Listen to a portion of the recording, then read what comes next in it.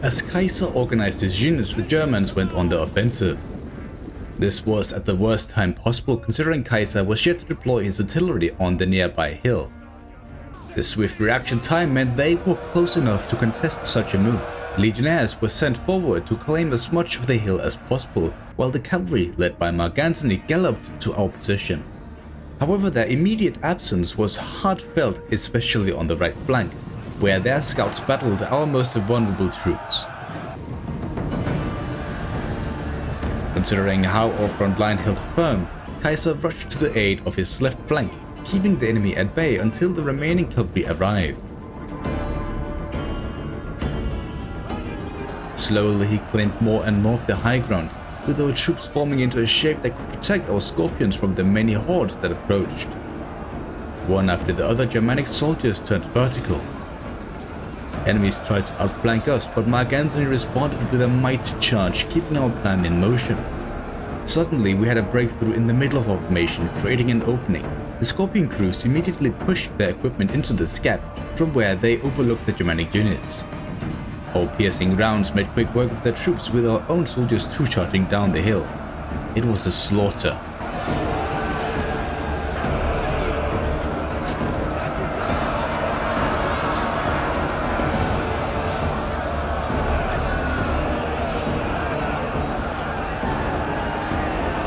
This decisive victory came at a cost, as there were some casualties and wounded soldiers, which usually meant trouble this far from Rome.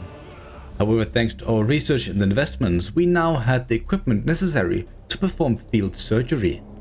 After all, a wounded man is not a dead man. The village was taken and razed, eradicating all of the Germanic migrators this far west.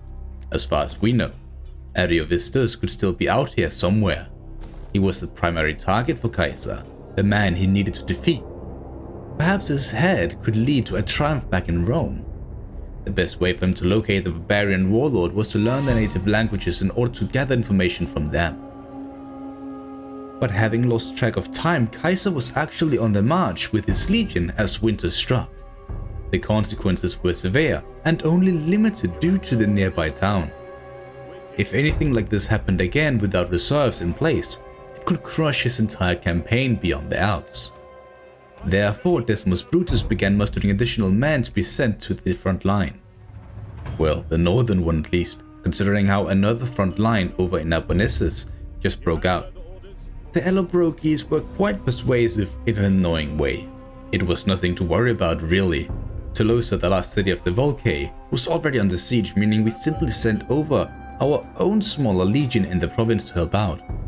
For some unknown reason, maybe to kiss our feet or something, the Massalians who led the siege only sacked the city.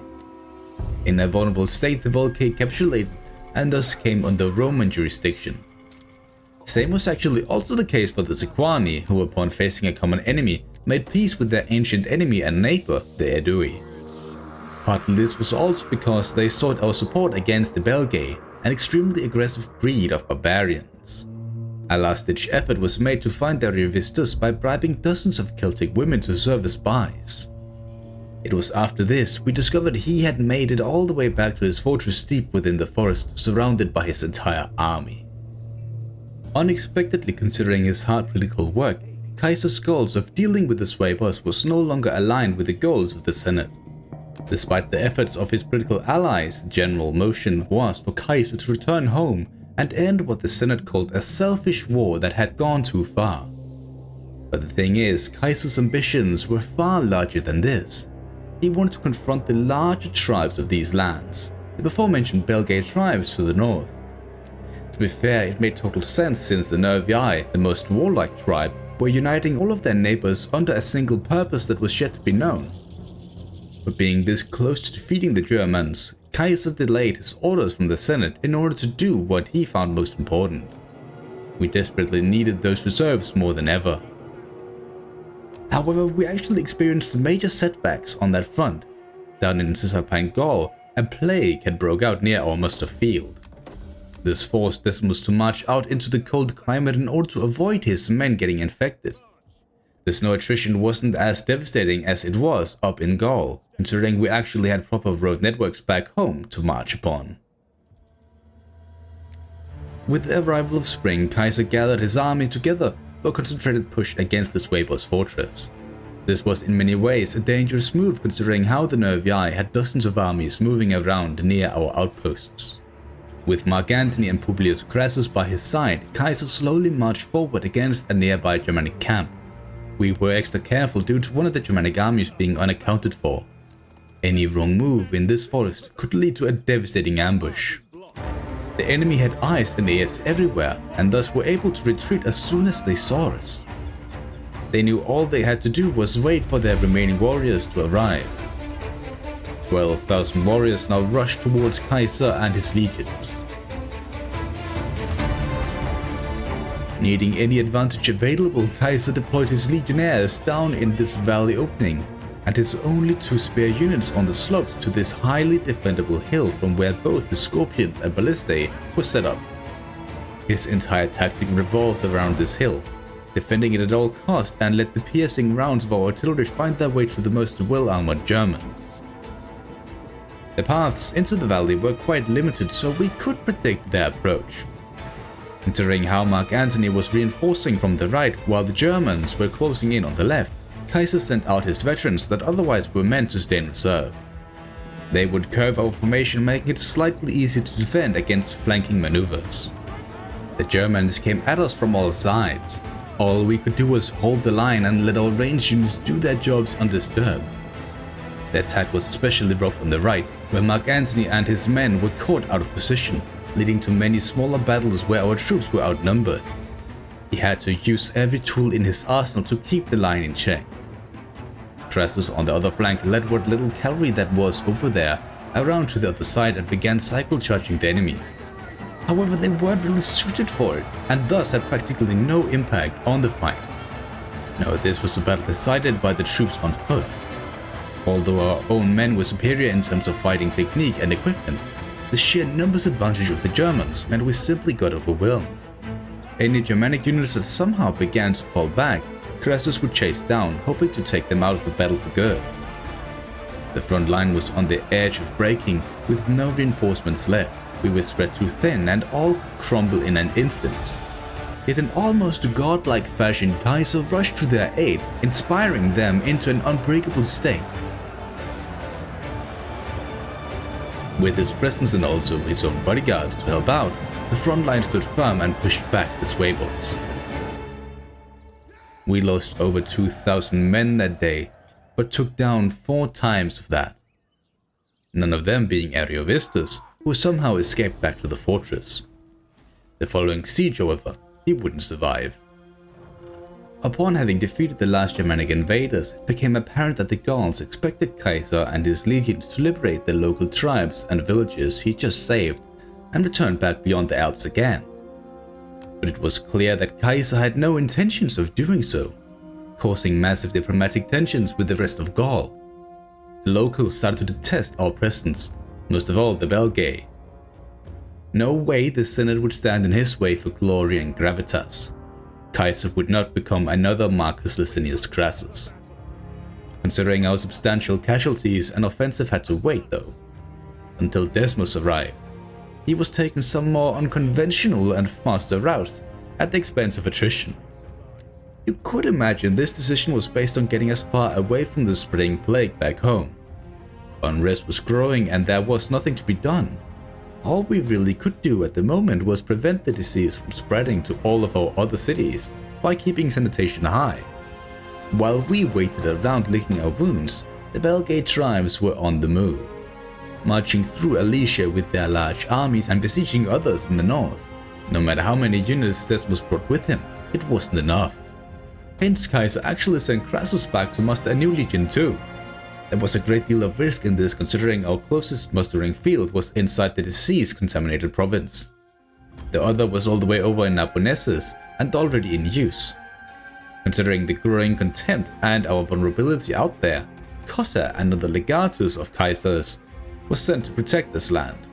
This too would restrain our budget. At the height of summer, the plague got out of hand. All of Cisalpine had been infected, and worst of all, the army Crassus was trying to form too had been contaminated. They would go into isolation in the Alps, but take massive casualties in the process. As Belgae expansion accelerated and Crassus was unable to return to the front line, Caesar had to make do with what he had available. That being two somewhat capable legions with Mark Antony for the moment leading all the cavalry. Seeing our army on the march must have triggered the Nervii to react. Certainly one of their horde attacked the Roman outpost, a provocation that served as Caesar's official casus belli in this conflict. Caesar sent out his hired agents to uncover the magnitude of the Belgae lands and found it to be rooted in almost all of northern Gaul. Overall, there were three major Belgae tribes, the before-mentioned Nervii of course, but there were also the Morini and Atrebates, both powerful people in their own right, but united under a single purpose could be a huge threat rivaling Caesar and his armies. Our intel claimed that most of the Belgae forces were in the north. Because of this, Caesar decided to split up his two legions, with himself moving towards this fortress along with artillery, while Mark Antony attacked a nearby village that actually was defended by an unaccounted for army. His supreme cavalry advantage breezed through this fight, but it was a telltale sign something was wrong. Not only had organizational mismanagement led to Caesar being without cavalry, but he was actually marching towards a fortress with almost 15,000 men guarding it. The only sensible move was to fall back. Being on foot made this ordeal so much slower. A commander was sent to gather local reinforcements from Divodurum, but the Belgae were on the march. Mark Antony was being kept busy by one army, keeping him from aiding Caesar. He only managed to escape due to how decentralized the Belgae army command structure was, meaning Caesar barely escaped with his life. As soon as Mark Antony could link up with Caesar again, he did. Together they brought down the Morini vanguard, that by accident must have isolated itself from the rest of the army. With them dealt with, our entire frontline army structure was reorganized to make sure no commander ever was caught without cavalry or backup ever again. This previous event here was also a testament to the importance of Publius Crassus and his role as scout commander. He and his struggling army were seeking treatment at Octodoron and began looking for volunteers due to budget concerns. This somehow worked. It was only a matter of time before Crassus was back on the front line again. A front line where Caesar discovered another Morini army sneaking through the forest. Without hesitation, he defeated this force and then sent Mark Antony to raid the countryside for supplies. This caught the attention of the Nervii, who failed to stop him. The ball was all of a sudden starting to roll. These new villages were developed, hidden armies were discovered and dealt with, and new towns were captured. Our own aggressive behavior, however, was not viewed in kind at all. Even though we had a common enemy with the Arverni, another major tribe here in Gaul, they despised our guts. An Arverni warlord named Vercingetorix, similarly to how the Nervii had done, began uniting the remaining tribes under his leadership to resist any form of Roman occupation that seemed ever more likely. Vercingetorix even found the ears of our own allies. As the fourth winter of Caesar's governorship arrived, the Nervii submitted to our authority. They, along with Atrebates, were made into client states of Rome. The Belgae were overall a terrifying foe who could have crushed Caesar if only they had a single leader to command them. As winter and peacetime go hand in hand, Caesar once again looked towards the political front. In a bit over a year, his term as governor would be over, meaning he would be forced to confront the accusations about his wars in Gaul being unjust. Once more, Caesar had to draw on his political allies, Pompey and Crassus. We have previously helped promote Crassus's campaign for consul, and now was the time to act. He began influencing all the other senators, and then eventually also sending all of his infantry that simply stood on standby in this time of peace back to Rome for them to vote for Crassus in the election. However, the triumvirate alone wasn't enough to prolong his term, which was an action generally frowned upon. Marcus Tullius Cicero was one of Rome's most famous and accomplished orators, and as such held valuable influence over the Senate. Swaying him to our side through coercion if needed was crucial for inevitably prolonging Caesar's term as governor. In the most tragic of circumstances, Julia, Caesar's only child, had slipped in, and subsequently caused the ties between him and Pompey to wither. She was his only remaining direct family, it was only fitting both Pompey and the rest of Rome understood how important she was. Even gladiatorial games were held in her honor. Caesar slowly began relying more and more on Crassus, who by now had secured his position as consul, and as thus began looking towards Syria again. With regards to Caesar himself, he now had about 6 more years to tame the wild beast that was Gaul. The Morini were the last of the Belgae tribes who was yet to submit. Their last hideout was at a small coastal port on the edge of the continent. Taking it was rather easy, but along with it sprung further ambitions into fruition.